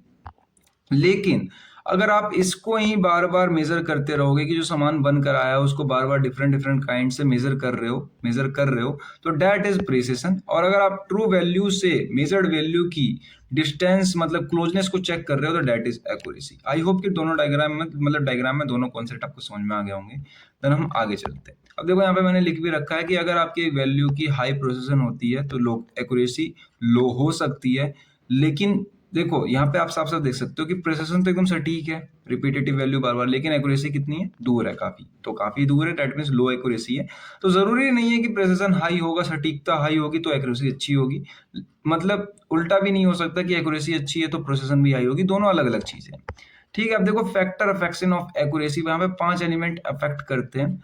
अफेक्ट ये कि मान लो आपने जिस सामान से कैलकुलेट किया है, कैलिब्रेटेड स्टैंडर्ड जैसा बनाना था, आपको क्या पता वो सामान ही खराब हो। दूसरा, जिस वर्क पीस पे आप काम कर रहे हो वर्क पीस खराब हो सकती है। तीसरा, जो आदमी काम कर रहा था या जो कैरियर्स कर रहा था, जिस मेजरमेंट से किया उसने, उस आदमी ने गलती कर दी रीडिंग पढ़ते समय या करते समय। चौथी आती है कि कुछ इनहेरेंट कैरेक्टरिस्टिक्स आ गए, टेम्परेचर बढ़ गया, इन्वायरमेंट मतलब इन्वायरमेंट भी इस वाले में ही आ गया, टेम्परेचर, प्रेशर, वैल्यू, वॉल्यूम, ये सब चीजें। ठीक है, तो बेसिकली 5 अलग अलग फैक्टर होते हैं। 5 अलग अलग फैक्टर्स को मैंने यहाँ थोड़ा डिटेल में लिख रखा है। अब देखो यहाँ पे देखो factor affecting the standard. Standard मतलब गलत चुन लिया आपने, गलत थी, को थर्मल एफिशिएंसी उसकी कम थी, कैलिब्रेटेड इंटरवल था, इलास्टिक प्रॉपर्टीज थी। इलास्टिक प्रॉपर्टीज मतलब टेम्परेचर के टाइप में वेरी कर जाने वाली, और टेम्परेचर कम हो तो श्रिंक कर जाने वाली। ठीक है, ज्योमेट्रिकल कैपेबिलिटी थी कि नहीं थी, ये सब चेक करना पड़ेगा। फिर next is going to be factor affecting the workpiece. जैसे कि फैक्टर जो आप वर्कपीस पे काम कर रहे हो उसकी साफ सफाई हो रखी थी, सरफेस फिनिश था उसका कि नहीं। जैसे मान लो आपको ये चीज मेजर करनी है और ये आपने वर्नियर कैलिपर के 2 टीथ इस पे लगा दिए। ठीक है, और यहाँ से आप इसको मेजर करने की कोशिश कर रहे हो, तो अगर इसकी सरफेस फिनिश अच्छे से नहीं हुई होगी मान लेते हैं, तो इसकी वैल्यू अलग आएगी। और आप पॉइंट में चेक कर रहे हो तो बहुत छोटी वैल्यू होती है। ठीक है, कुछ सरफेस डिफेक्ट्स हो सकते हैं यहाँ पे। तो बेसिकली यही बता रहा हूँ मैं कि यहाँ वर्क पीस में आपकी कुछ गलती हो सकती है, इसको आप मेजर कर रहे हो, हिडन ज्योमेट्री हो सकती है, या थर्मल इक्वलाइजेशन। थर्मल इक्वलाइजेशन का मतलब ये है कि जहाँ पे टेम्परेचर ज़्यादा है वहाँ पे उसकी ब्रीथ ज़्यादा मिलेगी, जहाँ पे टेम्परेचर कम है वहाँ पे उसकी ब्रीथ कम मिलेगी। तो ऐसा हो सकता है। ये उसके फैक्टर अफेक्ट कर रहे हैं एक्यूरेसी को। Factor affect the inherent characteristics of instrument, जैसे स्केल एरर हो गई, या फ्रिक्शन हो गई, फ्रिक्शन के कारण, या जीरो डिफेक्ट एरर हो गई, कैलिब्रेटेड एरर। कैलिब्रेशन एरर होती है जहाँ पर आपने कैलिब्रेट किया और वैल्यू गलत आ गई। जैसे मान लो मैंने अभी रीडिंग चेक करी है यहाँ कॉपी में 4.55। ठीक है, और डिजिटली ये वेरी कर रही है, जैसे मान लो 4.53 या 4.56। तो मैंने अपने आप एवरेज मान लिया कि ये 4.5 है, मतलब ये वेरी कर रही है ऊपर नीचे। तो मैंने कैलिब्रेशन एरर मान लिया अपने आप की, हाँ इतना हो सकता है अप्रोक्सीमेट। ठीक है, तो एक्चुअल तो मुझे पता नहीं चली, लेकिन मैंने खुद मान लिया। फिर फैक्टर अफेक्टिंग पर्सन से तो आपको आइडिया लग ही गया होगा, उससे गलती हो जाना, टेक्निकल स्किल का ना होना। या मैंने अभी रीडिंग चेक करी है 4.4 की, और थोड़ी देर बाद मैं थोड़ा सा आगे गया और जहाँ पे नोट डाउन करना था वहाँ पे जाके मैंने 4.56 लिख दिया। तो मतलब छोटी मोटी मिस्टेक जो इंसानों से काम करते समय हो जाती है, तो उसको फैक्टर अफेक्टिंग विद एरर कहा जाता है। फिर फैक्टर अफेक्टिंग विद इन्वायरमेंट से आपको आइडिया लग गया होगा, अचानक टेम्परेचर का बढ़ जाना, ह्यूमिडिटी का हो जाना या क्लीन सराउंडिंग। जैसे आपने नोटिस किया होगा, मैं एग्जांपल देता हूँ एक, जैसे आप फोन में मान लो गेम खेल रहे हो या एडिटिंग कर रहे हो या कोई मूवी देख रहे हो, तो इन तीनों केस में अगर आप, जो समर का टाइम होता है, गर्मियों का टाइम होता है, तो गर्मियों के टाइम में आप फोन खेल रहे होते हो या कुछ एडिटिंग वेडिटिंग कोई काम कर रहे होते हो, तो फोन ज्यादा हीट होता है। लेकिन वहीं सर्दियों के टाइम में फोन बहुत कम हीट होता है, लेकिन दोनों केस में हम सेम आउटपुट दे रहे हैं तो भी फोन ज्यादा हीट होगा। रीजन, क्योंकि टेम्परेचर हमारे इन्वायरमेंट का ज्यादा होता है, तो इन्वायरमेंट से भी इम्पैक्ट पड़ता है। जब आप रीडिंग चेक कर रहे होते हो तो ठंडियों के टाइम में गलत रीडिंग आती है, गर्मियों के टाइम में अलग रीडिंग आती है, तो आपको पता नहीं चल रहा कौन सा सही है। ठीक है, तो इस तरीके की। अब देखो यहाँ पे मैंने याद रखने का इनको एक ट्रिक भी दिया आप लोगों को, स्वाइप याद रखना। एस फॉर स्टैंडर्ड गलत हुआ, डब्ल्यू फॉर वर्कपीस गलत हुआ, आई फॉर इंस्ट्रूमेंट जो आपने यूज किया वो गलत था, पी फॉर पर्सन गलत था, एंड ई फॉर इन्वायरमेंट गलत था। मतलब इन जगह पे डिफेक्ट देखने को मिल सकते हैं। तो स्वाइप है यहाँ पर, आप स्वाइप याद रख सकते हो, स्वाइप से पांचों नाम याद हो जाएंगे आपको। ये ट्रिक है याद करने की। और अगर इस तरीके से डायग्राम आप पेपर के अंदर बना देते हो तो काफी अच्छे नंबर देखने को मिलेंगे। थोड़ी कोशिश करना कि जैसे मैंने ब्लॉक डायग्राम बनाया है, ब्लॉक डायग्राम तो एटलीस्ट बना ही देना। मुझसे भी अच्छा बनाना चाहो, मुझसे भी अच्छा बना सकते हो, लेकिन ब्लॉक डायग्राम बहुत अच्छे हेल्प करते हैं आपको नंबर स्कोर करने में। ठीक है, अब नेक्स्ट टॉपिक पे चलते हैं। Next is going to be sensitivity. तो सेंसिटिविटी है ये, या ध्यान रखना, सेंसिटिविटी ना कि सेंसिविटी। सेंसिटिविटी अलग होता है, सेंसिटिविटी अलग होता है। अब सेंसिटिविटी अलग क्या होता है, ऐसा मान लो ये एक रेशियो होता है जो क्या होता है, scale spacing scale division value का होता है। ऐसा मैं बताता हूँ आपसे, आपको बहुत सिंपल सा एग्जांपल लेते हैं कि मान लो ये आपका कोई एक ग्राफ है जिसमें डी वाई और डी एक्स जो है ना, स्केल आपके अलग अलग हैं। तो अगर आपको इसकी सेंसिटिविटी निकालनी है तो D X divide by D Y हो जाएगी। इसको मैंने थोड़ा सा आगे और लिखा होगा इजी कॉन्सेप्ट समझने के लिए। ऊपर वाला भी रहने देते हैं, ऊपर वाला इसके बाद में बताता हूँ आप लोगों को, क्योंकि ऊपर वाला मैंने थोड़ा टेक्निकल लिख दिया था, नीचे वाले में आसान लिखा था। ऐसा सेंसिटिविटी ये होती है कि मान लो आपने किसी इंस्ट्रूमेंट में आउटपुट चेंज किया तो कितनी जल्दी उसका जो है इनपुट चेंज हो गया। ठीक है, तो डेट्स इट, यही आपका आउटपुट आपने चेंज कर दिया। जैसे मान लो ये आपका इंस्ट्रूमेंट है, ये कोई बॉक्स है, इसका आपने आउटपुट और इनपुट दो रख रखा है। ठीक है, तो आप मान लो इनपुट चेंज कर रहे हो तो कितनी जल्दी आउटपुट चेंज हो जा रहा है। तो डेट इज सेंसिटिविटी, मतलब कितनी जल्दी वो सेंस कर पा रहा है इस चीज को। ठीक है, तो यही होती है सेंसिटिविटी। जैसे मान लो यहाँ पे मैंने लिख रखा है scale deflection value major production deflection. जैसे मान लो आपको, आपने जितना चेंज किया वो तो आपने ऊपर लिख दिया ये कि मैंने इतना चेंज किया है, और मेजर करने के बाद चेक कर रहे हो कि हाँ इसमें कितनी देर बाद चेकिंग देखने को मिल रही है। तो डेट सेट आपका आ जाता है सेंसिटिविटी ऑफ मेजरमेंट। ऊपर भी यही लिखा पड़ा है। जैसे कि कोई सामान है आपका, यहाँ शुरुआत से ही आते हैं, कोई सेंसिटिविटी में भी define as the rate of displacement. Displacement मतलब चेंज होना, indicating device with an external instrument. जैसा एन इंस्ट्रूमेंट जो आपने बाहर से यूज किया है, डिस्प्लेसमेंट उसका जो चेंज हो रहा है। ठीक है, इसके बीच में जो डिफाइन है रेट, रेट मतलब रेशियो, आपको पता करने की दर बताने वाला है यहाँ से कि कितनी जल्दी आपका सामान चेंज हो रहा है। तो सेंसिटिविटी ये होती है। अब देखो यहाँ पर आप देख सकते हो कि इंस्ट्रूमेंट की रीडिंग आपको ये वाई ग्राफ पे देखने को मिल रही है और मेजर की क्वालिटी डी एक्स ग्राफ पे देखने को मिल रही है। तो आपने जैसे ही मेजर की क्वांटिटी बढ़ा दी तो इंस्ट्रूमेंट की रीडिंग भी बढ़ जानी चाहिए। तो देखो मेजर की क्वालिटी आपने बढ़ाई, नीचे रख ली, और इंस्ट्रूमेंट की जो रीडिंग बढ़ी उसको नीचे रख दी। तो डेट्स इट, यही रेशियो आपका निकल जाता है सेंसिटिविटी। नेक्स्ट पे चलते हैं। Next is readability. रीडाबिलिटी का मतलब यह है कि कितना ज्यादा आपका एक्यूरेट है। वर्नियर कैलिपर की लिस्ट काउंट की मैं बात करूँ तो 0.02 mm तक हम उसके अंदर देख सकते हैं। मतलब इतना तक हम उसके अंदर रीड कर सकते हैं। उसकी रीडाबिलिटी होती है कि इतना वो रीड कर सकता है। पॉइंट के बाद दो संख्या हम और उसके अंदर रीड कर सकते हैं। ठीक है, mm में भी। तो बेसिकली वही होती है, रीडेबिलिटी रिफर्स टू श्योर करता है कि आप कितनी अच्छी रीडिंग कर पा रहे हो अपने इंस्ट्रूमेंट की, कितने अच्छे तरीके से रीड कर सकते हो। छोटी छोटी चेंज भी अगर आप पकड़ पा रहे हो उस स्केल करते समय उसको, तो डेट्स इट, उस प्रोडक्ट की, उस इंस्ट्रूमेंट की काफी अच्छी रीडेबिलिटी होती है। ठीक है, एग्जांपल के लिए डिजिटल जो कैपलर होता है ना आपका, डिजिटल कैपलर, वर्नियर कैलिपर नहीं, डिजिटल कैपलर, तो वो 0.01 mm तक आपका कैलिब्रेट करके दे देता है। नेक्स्ट आती है रिप्रोड्यूसिबिलिटी। अब देखो रिप्रोड्यूसिबिलिटी की स्पेलिंग थोड़ी सी आपको अटपटी सी लग रही होगी ना। ये रिप्रोडक्टिविटी है और ना ही प्रोडक्टिविटी है, ये रिप्रोड्यूसिबिलिटी है। इसका मतलब यहाँ पर ये होता है कि आपके पास कोई एबिलिटी है रिप्रोड्यूस करने की। ऐसा मान लो आपने कोई एक सामान बना लिया, प्रोडक्ट नंबर 1, मतलब आपने अपने फैक्ट्री के अंदर कोई एक ऐसी कार बना ली बहुत टाइम लगा के काफ़ी अच्छा मैन्युफैक्चर कर लिया। उसके बाद दोबारा से अगर आप इसी कार को बनाना चाहते हो, तो आपको दोबारा से इसको रिप्रोड्यूस करना पड़ेगा। तो रिप्रोड्यूसिबिलिटी इसका मतलब यही है कि आप एक सामान को मेज़र कर लो और उसके साथ दूसरा सामान भी बनाया जा सके। ऐसा ना हो कि ये बहुत अटपटा बन जाए और दूसरा बन ही ना पाए, ठीक है? तो दैट्स इट, रिप्रोड्यूसिबिलिटी। मैं को बहुत टेक्निकल लैंग्वेज में नहीं समझा रहा हूँ। आई होप कि आपको समझ में आ रहा होगा। नहीं आ रहा तो कमेंट करके बता सकते हो। अब देखो, ऐसे कि आपने कोई एक सामान बनाया है, उसके जो क्लोजनेस है उसको चेक करने के लिए कि दोबारा बन सकता है या नहीं, तो आप उसको डिफरेंट डिफरेंट काइंड से आप चेक कर रहे हो, डिफरेंट ऑब्जर्वेशन से, डिफरेंट मेथड से, डिफरेंट इंस्ट्रूमेंट से और डिफरेंट कंडीशन से। अब जैसे कि यहाँ पे देखो, आपका ये सामान है, इसकी प्रोसेसन वैल्यू ये रही, ठीक है? दूसरे वाले की प्रेसिशन वैल्यू ये रही। तो आप इसको पहले मेथड से चेक कर रहे हो, दूसरे मेथड से चेक कर रहे हो, दोनों बराबर आने चाहिए। मतलब दोनों बराबर। देखो, ऑपरेटर एक ने चेक किया, दूसरे फिर दूसरे ऑपरेटर ने चेक किया। एक सामान को दो लोग चेक कर रहे हैं, जब तो उसको रिप्रोड्यूस कर पाओगे आप। अगर इसकी वैल्यू इसमें अलग आ रही है और इसमें अलग आ रही है, तो आप उसको रिप्रोड्यूस कैसे कर पाओगे? मतलब दोनों जगह सेम आनी चाहिए, जब उस प्रोडक्ट की रिप्रोड्यूसिबिलिटी हाई होती है, ठीक है? अब next is going to be आपका स्टेबिलिटी। स्टेबिलिटी का मतलब यहाँ पे होता है कि स्टेबल, एक टाइम लिमिट तक, जैसे कि एक लंबे समय तक वो चीज आपके बिना खराब हुए जैसे चलती रहे। जैसे आप स्केल लेकर आते हो, ठीक है? एग्जाम्पल बहुत सिंपल दे रहा हूँ। स्केल के ऊपर जो ये प्रिंट उखेरी हुई संख्याएं होती है, जिसके ऊपर 1 मीटर 1 सेंटीमीटर की जो लाइंस लिखी हुई होती हैं, ये कब तक चलती हैं? मान लो आपकी कि अगर आप कोई हैवी यूज कर रहे हो जहाँ पे ये सामान मिटने के चांसेस है, तो मान लो 1 साल। 1 साल बाद वो स्केल के ऊपर की सारी लिखी हुई उखेरी हुई संख्या गायब हो जाएंगी और वो स्केल की आपकी स्टेबिलिटी खत्म। मतलब मेजरिंग इंस्ट्रूमेंट की स्टेबिलिटी फिर वो आपके किसी काम का नहीं है। तो बेसिकली जब तक वो एक्यूरेट काम कर रहा है, ठीक है, वर्नियर कैलकुलेटर जब तक एक्यूरेट काम कर रहा है, तो डेट इज स्टेबिलिटी की मतलब देखो, एक्यूरेट भी काम कर रहा है, उसका प्रेसिजन भी अच्छा है और एक लंबे समय तक बिना किसी दिक्कत के, बिना किसी चेंज के, तो डेट इज आपकी स्टेबिलिटी उस सामान को लेके, ठीक है? Consistency of measuring performance over long time. अब एग्जांपल के तौर पे देखो, तो ऑपरेटर नंबर ए अभी ऑब्जर्व किया, बाद में ऑब्जर्व किया, टाइमलाइन 1 में किया तो इसकी वैल्यू इतनी आई प्रिसिशन के हिसाब से, टाइमलाइन 2 में किया मतलब काफी दिनों बाद, तो भी इतनी आई, तो इसकी अच्छी खासी स्टेबिलिटी हो जाती है। वर्नियर कैलिपर जो होता है हमारा, उसकी भी स्टेबिलिटी काफी होती है, मतलब कई कई सालों तक। अगर उसका यूज नहीं कर रहे हो तब तो कोई दिक्कत ही नहीं है, यूज कर रहे हो तो उसको चेक करना पड़ता है कि उसकी जो वैल्यूज है वो कोई खराब तो नहीं हो रहे हैं।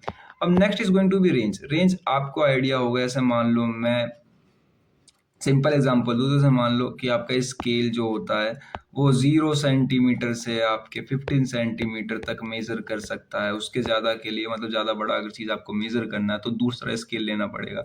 तो वैसे ही हर किसी किसी ऑब्जेक्ट की एक खुद की रेंज होती है। जैसे 0.5 माइक्रोन का कोई माइक्रोमीटर है, तो वो 0 से लेके 5 माइक्रोन तक मेजर कर सकता है, उसके ऊपर नहीं कर सकता।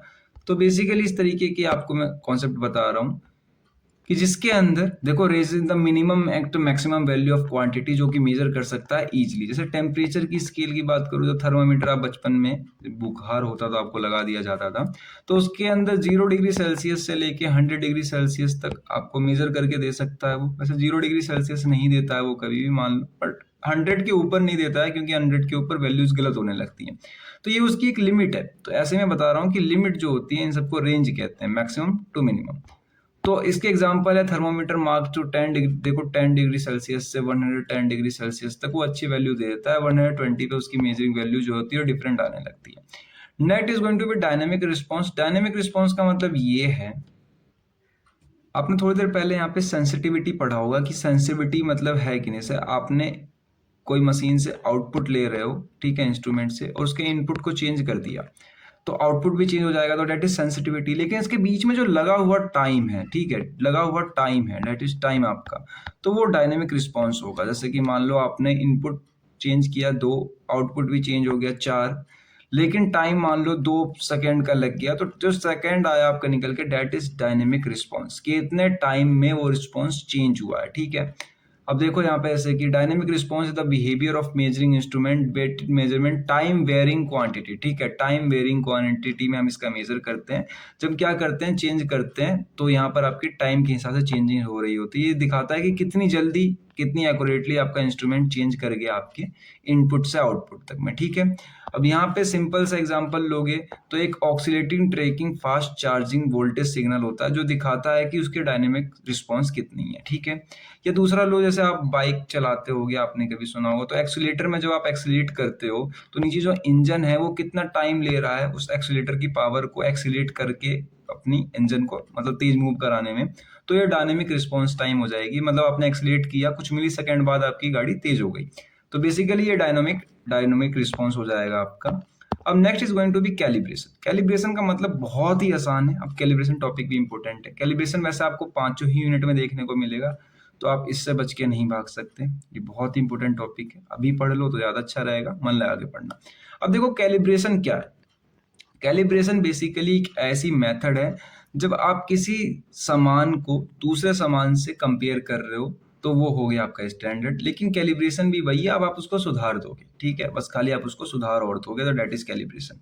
जैसे मैं एग्जांपल देता हूँ आपको, एग्जांपल मैं दे रहा हूँ, पेपर के अंदर भी आप चाहो तो पेपर में बना सकते हो। जैसे ब्लॉक हो गया और एक दूसरा ब्लॉक हो गया, अब इन दोनों का आप अगर आप मेजर करोगे तो ये इतना एक्स्ट्रा है, दूसरे वाला ब्लॉक ये स्टैंडर्ड है, ठीक है, ये स्टैंडर्ड नहीं है, और दूसरा ब्लॉक जो है इतने अमाउंट ऑफ मतलब एच अमाउंट ऑफ फालतू है। तो डेट इज आपने इसको कैलिब्रेट कर दिया।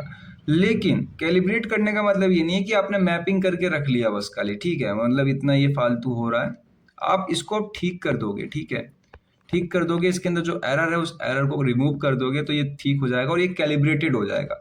अब जैसे वर्नियर कैलिपर का आपने नाम सुना होगा, वर्नियर कैलिपर में जब बीमारी आती है, मतलब उसकी वैल्यूज गलत आने लगती है, तो हम उसको कैलिब्रेट करते हैं, तो उस प्रोसेस को हम कैलिब्रेशन कहते हैं। मतलब आपने कोई गलती खोजी, उस गलती को ठीक कर दी, दैट इज कैलिब्रेशन, ठीक है। बहुत सिंपल सी लैंग्वेज में समझाई है मैंने। अब देखो कैलिब्रेशन एक प्रोसेस होती है comparing measuring instrument with a standard और हायर एक्यूरेसी। मतलब मैंने बताया, एक तो आप इसको कंपेयर करोगे, गलती खोजोगे, to determine the correct in error, ठीक है, डिटरमाइन किया एंड करेक्ट इट्स एरर, और उसके एरर को ठीक भी कर दिया, दैट इज कैलिब्रेशन। कि आपने कोई एक मेजरिंग इंस्ट्रूमेंट से उसको कंपेयर किया, स्टैंडर्ड से भी उसको ठीक कर दिया, दैट्स इट। अब देखो ये इंश्योर क्या करता है, ये इंश्योर ये करता है कि आपका जो सामान है इंस्ट्रूमेंट, वो अभी भी अच्छे रिजल्ट देता रहे एक्यूरेसी के साथ में और रिलायबिलिटी के साथ में। यानी कि इसका पर्पस सिर्फ यही होता है कि जो सामान खराब हो गया उसको दोबारा ठीक कर दो। तो कैलिब्रेशन के कुछ स्टेप्स होते हैं। स्टेप नंबर 1 में है कि आपने एक स्टैंडर्ड सेलेक्ट किया जिससे आपको मेजर करना है, जैसे स्लिप गेज हो गया या मास्टर माइक्रोमीटर हो गया, जिसकी एक्यूरेसी जो क्या है ठीक है, सर्टिफाइड है। तो उसको मेजर करने के लिए आपके पास एक, जैसे मान ले आपने ये सामान ले लिया स्लिप गेज, देखा होगा आपने प्रैक्टिकल में, कभी नहीं देखा तो इस सेमेस्टर में देख लोगे, अगर प्रैक्टिकल लैब में जाओगे तो इस सेमेस्टर में ये वाला सामान देख लोगे, स्लिप गेज। तो जो स्लिप गेज है आपका, इस गेज को आप कंपेयर कराओगे एक रीडिंग इंस्ट्रूमेंट के साथ में, ठीक है, वर्नियर कैलिपर या माइक्रोमीटर, इन सब चीजों की हेल्प से आपसे चेक करने की ठीक करोगे डिफरेंट पॉइंट पे कि सही रीडिंग दे रहा है या गलत रीडिंग दे रहा है। अगर ये सही रीडिंग दे रहा है तब तो कोई दिक्कत ही नहीं है, लेकिन मान लो कि कुछ गलत रीडिंग दे रहा है, देखो ऐसा कि आपने कुछ डेविएशंस रिकॉर्ड किए, जैसे 0.00001 mm का इसमें डिफरेंस देखने को मिल रहा है, मतलब इतनी गलत रीडिंग दे रहा है, तो इस रीडिंग को अगर आप सही कर दोगे तो डेट इज कैलिब्रेशन, मतलब आपने इसको कैलिब्रेट कर दिया, ठीक कर दिया, ठीक है। तो बस इतना ही है। इंपॉर्टेंस क्या है कि इंश्योर करता है ट्रेसेबिलिटी को इंटरनेट स्टैंडर्ड, जैसे कि ISO या NITS, मतलब ये सब चार्ट बना के देते हैं कि एक सामान इतना काम कर सकता है, तो आपको चेक करना। यहाँ से आपके जो मेजरमेंट एरर निकलते हैं वो कम हो जाते हैं, क्योंकि आप पर्टिकुलर टाइम पे अपने ऑब्जेक्ट को चेक कर लेते हो। यहाँ से क्वालिटी एश्योरेंस बढ़ जाती है। क्वालिटी एश्योरेंस का मतलब ये होता है कि आपके प्रोडक्ट खराब नहीं होते, इजिली रिलायबल हो जाते हैं, ठीक है। जो आप भी मार्केट में डालने वाले हो, बना के बेचने जा रहे हो, प्रोडक्शन प्लांट चल रही है, वो सब सही चलेगी आपकी। Next is going to be example. देखो अब यहाँ पे एक छोटा सा एग्जांपल मैंने आप लोगों के लिए सॉल्व करके रख रखा है। देखो एक माइक्रोमीटर है, सपोज करो कि वो रीड कर रही है इतने mm की, ठीक है, इतने mm तक स्लिप गोज। कोई माइक्रोमीटर है, देखो शुरुआत से ही पढ़ देते हैं एक बार, इस बार अच्छे से पढ़ते हैं।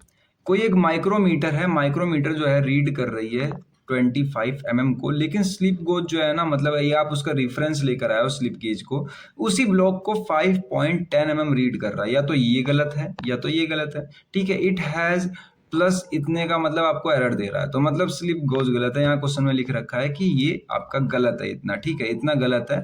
तो कैलिब्रेट जो रिकॉर्ड हो रहा है उसको करेक्ट करा जाएगा आपका, दैट इज कैलिब्रेशन। मतलब 0.001 mm का यहाँ पर आपको क्या देखने को मिला, एक एरर देखने को मिला। इस बार स्टैंडर्ड क्या माना था आपने, माइक्रोमीटर माना था, और स्लिप गेज को आप चेक कर रहे थे, ठीक है। तो इस तरीके से आपको पता चला कि सामान कैसे खराब है। अब देखो यहाँ पे मैंने डायग्राम भी बता रखा है, यही कि स्टैंडर्ड ये हो गया कि ये स्टैंडर्ड है, ये वर्क पीस हो गया, आप इसको मैप कर रहे हो तो आपको पता चल रहा है ये वैल्यू इतनी एक्स्ट्रा है। या अगर आप इसको सिलेंड्रिकल शेप में समझोगे तो ये स्टैंडर्ड हो गया, और इतने बड़े सामान को आप मैप कर रहे हो तो आपको पता चल रहा है कि इतने इतने mm का डिफरेंस देखने को मिल रहा है हमें पर पीस के अंदर में। तो इस तरीके से आप आइडिया लगा सकते हो। अब देखो next topic is going to be our very important, मैंने लिख भी रखा है और ये लॉन्ग क्वेश्चन में आता है ये भी, मतलब 7 मार्क्स के अंदर, एकेटिव के अंदर। तो दे एरर इन मेजरमेंट्स, मेजरमेंट्स जब आप कर रहे हो तो उसके अंदर different different kind of error आएंगे। मैं थोड़ी देर पहले बताया था कि ऐसा कोई भी मेजरमेंट नहीं है जिसके अंदर हमेशा जो है सारी वैल्यू सही है, उनके अंदर हमेशा कुछ ना कुछ एरर होती है, ये आपको मैं पहले ही बता चुका हूँ। ऐसी कोई सी मेजरमेंट नहीं होती जिसके अंदर एरर नहीं हो। तो मेजरमेंट आपने किसी इंस्ट्रूमेंट से किया है, अब वो इंस्ट्रूमेंट के अंदर कोई गलती हुई तो आपने सुधार लिया, उसको कैलिब्रेशन कहा। लेकिन मान लो अब प्रोडक्ट के अंदर गलती आ गई है, उसके अंदर गलती कितने कितने टाइप की आ सकती है। तो एरर क्या होता है, एरर ये होता है कि आपको जिस सामान को बनाना था, ट्रू वैल्यू नहीं, मेजर्ड वैल्यू, जो आपके सामान बनकर आया है, मेजर किया है, माइनस का ट्रू वैल्यू, माइनस में रखेगा हमेशा एरर। तो ट्रू वैल्यू ज्यादा होगी तो उसे माइनस में रखी जाएगी। तो ट्रू वैल्यू वो वैल्यू जो आपको बनानी थी, मेजर्ड वैल्यू जो मेजर करके आई है, मतलब इतना तो एरर आया आपके अंदर, तो डेट्स इट, यही हो जाएगा आपका एरर। तो एरर मैंने लिख भी रखा होगा, error is the difference between measured value to the true value of measure dimension. तो यहाँ डायग्राम में मैंने ये ब्लॉक में लिख भी रखा है, आप लोग भी ब्लॉक में पेपर के अंदर लिखोगे तो काफी अच्छा देखने को लगेगा कि error is equal to measured value minus की ट्रू वैल्यू। अब देखो एक्सप्रेस करने के दो तरीके होते हैं एरर को। पहला आता है आपका यहाँ पे कि एब्सोल्यूट एरर, दूसरा आता है रिलेटिव एरर। एब्सोल्यूट एरर का मतलब यहाँ पर ये वाला होता है, मैं बता रहा हूँ आपको कि एब्सोल्यूट मतलब ये होता है कि आपने जो मेजर किया है अभी, ठीक है, जो अभी पढ़ रहे हो, डेट्स इट, वही आपका एब्सोल्यूट एरर है। मतलब कि मेजर वैल्यू माइनस का true value, measure value minus का ट्रू वैल्यू, ये हो जाता है सिंपल, आपका डिफरेंस हो जाएगा एब्सोल्यूट। रिलेटिव एरर का मतलब ये है कि आप रिलेट करवा रहे हो कि कितना एरर आया है रेशियो में, ठीक है, रेशियो में रिलेट करवा रहे हो, इतने परसेंट का एरर आया है, इतने सामान खराब निकले हैं। तो बेसिकली इसको कैसे एक्सप्रेस करते हैं हम, इस तरीके से एक्सप्रेस करते हैं कि जो ट्रू वैल्यू है वो तो रखो ही रखो, साथ में जितनी वैल्यू आपकी एरर की आई है उसको ऊपर रख दो कि इतने परसेंट एरर बेकार आया है। मान लो मैं समझा रहा हूँ आपको, जैसे कि 5 और 3 माइनस, जैसे ट्रू वैल्यू आपको 5 चाहिए थी, आगे आपका 3 mm में है, तो यहाँ पे 2 mm का एरर आया है। अब 2 mm का एरर पूरे पीस में, उस पूरे सामान में कितने परसेंट का है, तो 2 mm को ऊपर रखो, डिवाइड बाय 5 mm का पूरा सामान था, यहाँ पर जितना भी आपकी परसेंटेज आएगी, इतने परसेंट आपका सामान खराब हो गया, मतलब इतने परसेंट एरर आ गया उसके अंदर, ठीक है। तो आई होप कि आपको समझ में आया होगा कि एब्सोल्यूट एरर और रिलेटिव एरर में क्या डिफरेंस है। अब देखो एरर के 3 टाइप्स होते हैं, एरर के 3 टाइप्स होते हैं। पहला आता है सिस्टमेटिक एरर, दूसरा रैंडम एरर, चौथा इन्वायरमेंटल एरर, और एक एरर और आता है, मैं आपको बताऊंगा थोड़ा सा आगे चल के। सिस्टमेटिक एरर वो एरर होता है, मैं बता रहा हूँ, जिसके अंदर, ध्यान से सुनना, जिसके अंदर कोई भी एरर आता है तो उसको मतलब ऐसा आ रहा है कि कोई सामान खराब था, या कैलिब्रेटेड दिक्कत थी, या कंटेक्ट प्रेशर हो गया, मतलब जिसको आप चेंज कर सकते हो, इजिली कंट्रोल कर सकते हो। मतलब जैसे वर्नियर कैलिपर के अंदर कोई दिक्कत आ गई, उसके बाद आपने इतने सामान कैलकुलेट किए हैं, वो सारे गलत कैलकुलेट हो गए हैं, तो आपको पता है कि दिक्कत कहाँ हो रही है, ठीक है, वर्नियर कैलिपर में दिक्कत हो रही है, तो आप अगर वर्नियर कैलिपर ठीक कर दोगे तो एरर भी ठीक हो जाएगा। तो basically error can be eliminated, मतलब इन एरर को हटाया जा सकता है, ये एरर मूवेबल होते हैं। ऐसे मान लो एग्जाम्पल, मैंने डायग्राम दे रखा है कि देखो एक ही जगह पर सारे एरर हैं, ये एरर हो गए सिस्टमेटिक एरर, तो आप इतने पार्ट को ही हटा दो इस जगह में से, तो और यहाँ पे नया पार्ट लगा दो, तो डेट्स इट, ये आपके सिस्टमेटिक एरर है, आपको पता है कि कहाँ पर हो रहा है। दूसरा आता है रैंडम एरर। रैंडम एरर मतलब आपको पता नहीं है कि कहाँ पर क्या हो रहा है। देखो ड्यू टू वेरिएशन टेम्परेचर, या ये छोटी मोटी गलतियां, ह्यूमिडिटी, इनके कारण हो जाते हैं, ये आपको नहीं पता क्यों हो रहे हैं, ठीक है। ये कभी कभार फोर्स के कारण हो जाते हैं, बैकलेश फोर्स, या फ्रिक्शन लग जाता है उसके ऊपर, इसके कारण हो जाते हैं। तो इनकी मैग्नीट्यूड सेंस बहुत बहुत कम होती है और हम डिटरमाइन नहीं कर सकते। जैसे कि इन्हें नॉन कंसिस्टेंट कहा था, जैसे ये एलिमेंट है, इस एलिमेंट के अंदर रैंडम कहीं पे भी कुछ कुछ कुछ कुछ एरर है, आपको नहीं पता कहाँ है, तो इनको आप ठीक नहीं कर सकते। और ये सारे ही सारे एलिमेंट के अंदर होते हैं रैंडम एरर। छोटे लेवल पे होते हैं लेकिन किसी किसी में ज्यादा होते हैं तो उसे बड़े लेवल पे और रैंडम एरर कंसिडर करा जाता है। Next is going to be environmental error. Environmental error की मतलब आपके जैसे मान लो प्रेशर, टेम्परेचर, इनके कारण एरर अकर कर रहा है आपके अंदर। जैसे मान लो आप किसी ऑब्जेक्ट को मेजर कर रहे हो ठंडी के टाइम में तो उसकी रीडिंग अलग आ रही है, गर्मी के टाइम में मतलब इन समर के टाइम में रीडिंग अलग आ रही है, तो ये इन्वायरमेंटल एरर है। ठीक है, तो इस तरीके के एरर को इन्वायरमेंटल एरर कहते हैं। रैंडम एरर मतलब कि उसमें प्रेशर, फोर्स कुछ एक्स्ट्रा लग रहा है, तो वो आई होप कि दोनों समझ में आ गए होंगे। देन यहाँ पे एक और एरर होता है, मैं यहाँ पे लिख देता हूँ। और एक चीज और बतानी थी आप लोगों को कि इसी के साथ जो है हम लोग यूनिट का फर्स्ट पार्ट ऐड कर चुके हैं।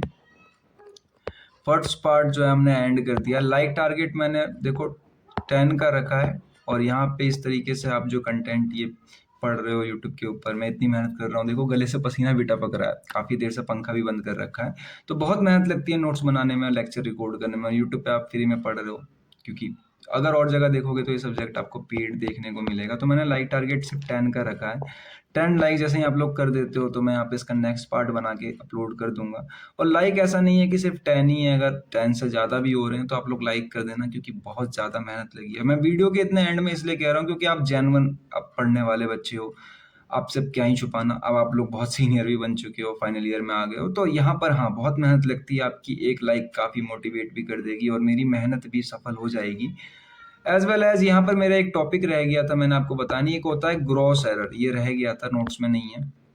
इसके आगे वाले यूनिट्स में मैंने नोट्स जो बनाए हैं उसके अंदर डाल रखा है इस टॉपिक को। ग्रॉस एरर क्या होता है? जैसे मान लो आपने कोई गलत रीडिंग ले ली, ह्यूमन से होने वाली जितनी भी एरर होती है वो सारी की सारी ग्रॉस एरर होती है। ठीक है, जितने भी ह्यूमन से एरर होती है, जैसे कि मान लो आपने रीडिंग गलत ले ली, मैं अच्छे से लिख देता हूँ, ह्यूमन से होने वाली जितनी एरर होती है वो सारी की सारी ग्रॉस एरर होती है। ठीक है, जैसे गलत रीडिंग ले लेना या गलत चीज दिख जाना।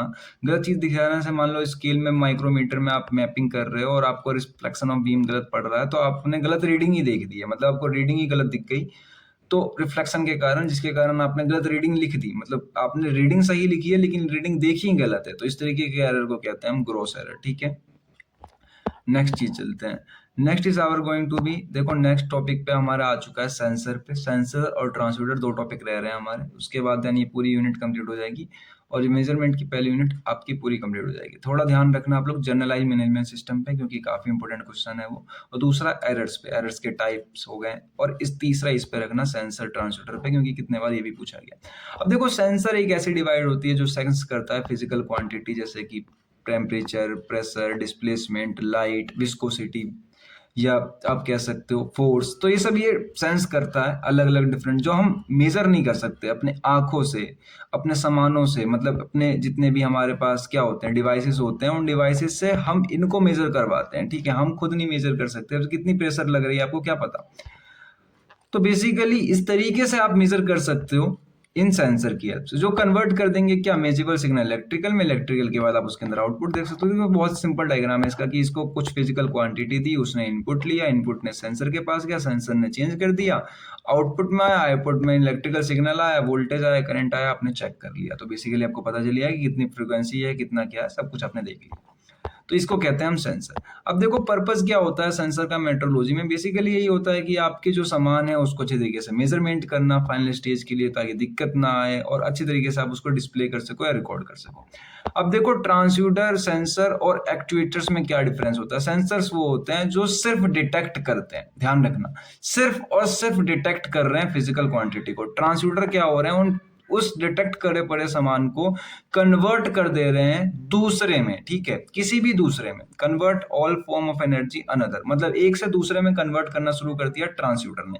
एक्चुएटर का मतलब क्या है कि वो सिग्नल इलेक्ट्रिकल को हमने फिजिकल में, फोर्स में, मूवमेंट में हमने करके दिखा दिया कि हाँ इतने न्यूटन का फोर्स लग रहा है। तो बेसिकली ये तीनों मिला के एक सिस्टम बनेंगे, जैसे सेंसर ने डिटेक्ट किया, ट्रांसड्यूसर ने उसको कन्वर्ट किया, कन्वर्ट करने के बाद एक्चुएटर ने उसको दिखा दिया हम लोगों की इतनी रीडिंग आई है। सिर्फ सेंसर और ट्रांसड्यूसर हमें नहीं दिखा सकते, एक्चुएटर की भी जरूरत पड़ेगी देखने के लिए कि कितनी रीडिंग आई है।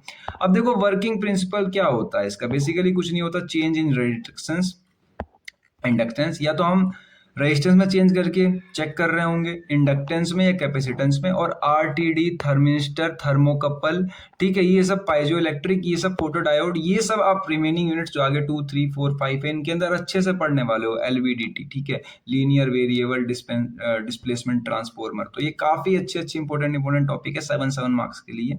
अभी बस खाली ऊपर से ओवरव्यू ले रहे हैं, आगे सेंसर ट्रांसड्यूसर हमें पढ़ना ही है, सारे यूनिट में पढ़ना है ये, लेकिन 7 मार्क्स में अगर सेंसर ट्रांसड्यूसर आता है तो आप इतना पढ़ लेना है यहाँ पे, ठीक है। अब देखो यहाँ पे चेंज इन वोल्टेज जनरेशन के अंदर आ रहा है। फिर क्लासिफिकेशन ऑफ सेंसर की बात करें तो देखो based on power requirements, based on output nature and based of conduct type. अब पावर रिक्वायरमेंट का यहाँ पे बात करी जाए तो पावर रिक्वायरमेंट दो तरीके के होते हैं, एक तो आप इनको एक्टिव कह लो, एक पैसिव कह लो, आगे बात करूंगा मैं थोड़ा सा। बेस्ड ऑन मेजर क्वांटिटी, अब देखो पावर रिक्वायरमेंट में एक्टिव सेंसर होते हैं, एक दूसरे पैसिव सेंसर होते हैं। एक्टिव सेंसर ऐसे होते हैं जिनमें आपने बाहर से कोई इलेक्ट्रिसिटी नहीं दी, बाहर से कुछ भी नहीं दिया, उन्होंने खुद सेंस किया, खुद जो है डाटा कलेक्ट किया, जैसे थर्मोकपल हो गए या पाइजो इलेक्ट्रिक हो गए।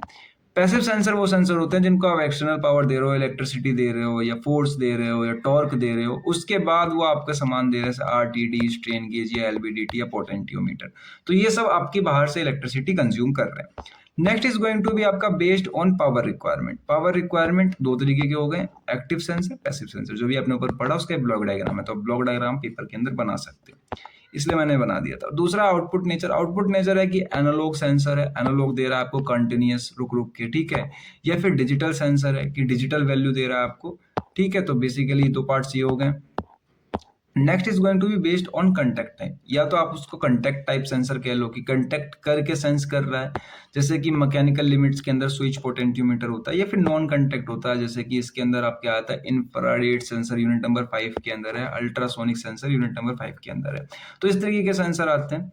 उसके अलावा बात करें जाए based on measured quality, measured quality, आप मेजर जो कर रहे हो, टेम्परेचर मेजर कर रहे हो या प्रेशर मेजर कर रहे हो या डिस्प्लेसमेंट मेजर कर रहे हो, तो इसके हिसाब से देखो डिफरेंट काइंड ऑफ सेंसर होते हैं। देखो सेंसर जितने पढ़ रहे हो सारे के सारे ट्रांसड्यूसर तो हैं ही, ये सारे के सारे ही ट्रांसड्यूसर है, हमेशा ध्यान रखना कि सारे ट्रांसड्यूसर सेंसर होते हैं।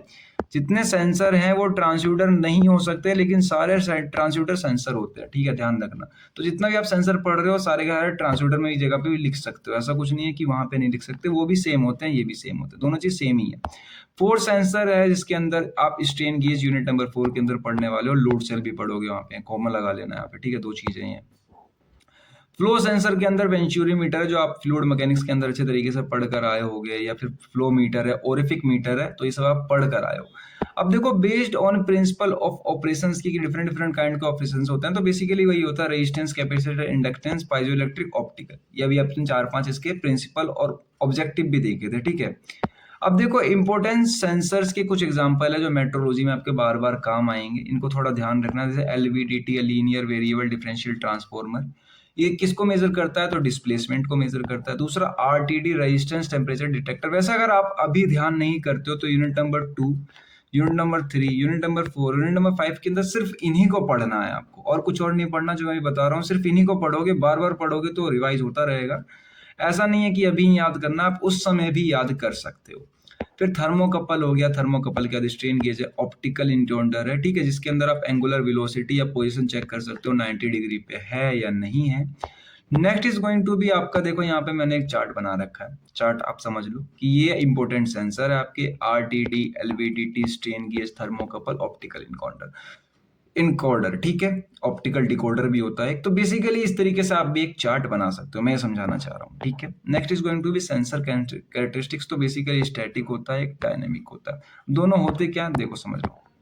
स्टैटिक्स ये होता है, इसके अंदर आप एक्यूरेसी, प्रेसिसी, सेंसिटिविटी, रिलेशन, रिलेटिव, आपने थोड़ी देर पहले भी पढ़ा था, जो लीगल मेट्रोलॉजी थी उस टाइप से थोड़ा ये भी है, लेकिन जो डायनेमिक मेट्रोलॉजी थी वो यहाँ पर ये हो जाएगी, जो डायनेमिक कैरेक्टरिस्टिक्स होते हैं जो टाइम रिस्पॉन्स टाइम लेके काम हो रहा है, जैसे कि time take to response to change, जितने भी कम से वाइब्रेशन हो गए, ये सब सेंस करने के लिए आप डायनेमिक कैरेक्टरिस्टिक्स का यूज करते हो, डायनेमिक मेट्रोलॉजी का, और legal metrology that means static characteristics का, ठीक है।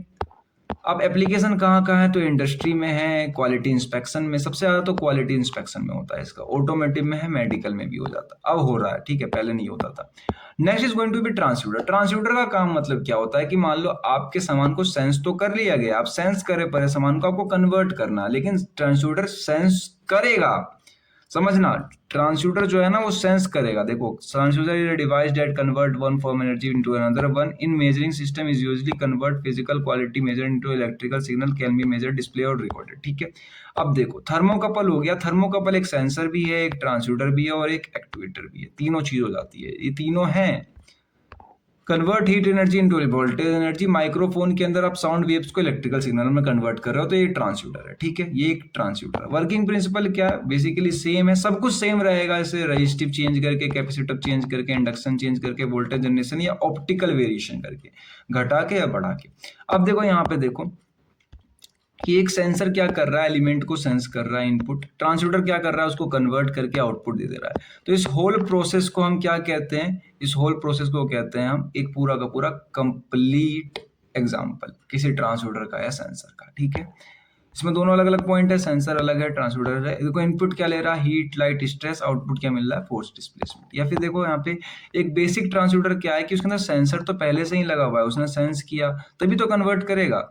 एक ट्रांसड्यूसर के अंदर सेंसर पहले से ही लगा हुआ है, उसने कन्वर्ट किया तो आपको बाहर आउटपुट मिल गया। मतलब उसके पास कोई डाटा पहले से आ रहा था, उसी को तो कन्वर्ट करेगा ये। इसलिए मैं कह रहा था कि सारे ट्रांसड्यूसर सारे ही सेंसर होते हैं, बट जरूरी नहीं है कि सेंसर ट्रांसड्यूसर हो। ठीक है, तो इसके अंदर अगर सारे हो गए तो आपको जो वैल्यूज हैं वो सारी सेम देखने को मिलेगी। देखो सेंसिंग हो गई, कन्वर्जन हो गई, सिग्नल कंडीशनिंग हो गई, क्लासिफिकेशन ऑफ में सेम आएगी। Active transducer, passive transducer. देखो एक्टिव में मतलब जिसमें पावर आप नहीं दे रहे हो, पैसिव मतलब जिसमें आप पावर बाहर से दे रहे हो।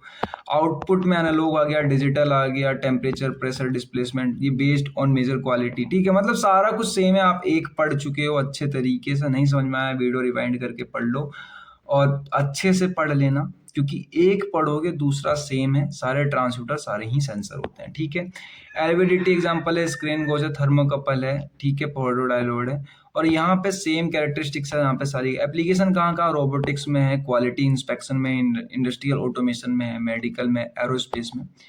एडवांटेजेस क्या क्या है? तो सिंपल इजी होता है ये, हाई सेंसिबिलिटी होती है इसकी, बहुत छोटे छोटे चेंज भी मेजर कर लेता है। डिसएडवांटेज क्या है कि एक्सटर्नल पावर आपको चाहिए होता है, पैसिव टाइप्स चाहिए होते हैं, और सेंसिटिव होता है नॉइस को लेके, टेम्परेचर नहीं होते इसकी, मतलब टेम्परेचर के रिगार्डिंग ह्यूमिडिटी के इन्वायरमेंटल इंपैक्ट पड़ता है इनके ऊपर। कैलिब्रेटेड नीडेड होती है रेगुलरिटी। ठीक है, वीडियो लाइक टारगेट मैंने 10 रखा है, मैं लिख देता हूँ यहाँ पे 10।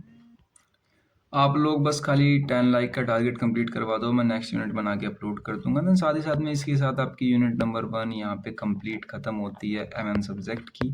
आई होप कि मेरे पढ़ाने का टीचिंग स्टाइल आप लोगों को पसंद आया होगा, समझ में आया होगा। नहीं आया, कहीं डाउट लगा है, कमेंट करके बता दो, या फिर मुझे बता दो कि स्पीड में और पढ़ाना है या और धीरे पढ़ाना है। आप कमेंट करके अपना ओपिनियन बता सकते हो। Thank you so much for watching this video. Notes मैंने बताया नहीं, वीडियो के अंदर नोट्स आपको टेलीग्राम पे मिलेंगे।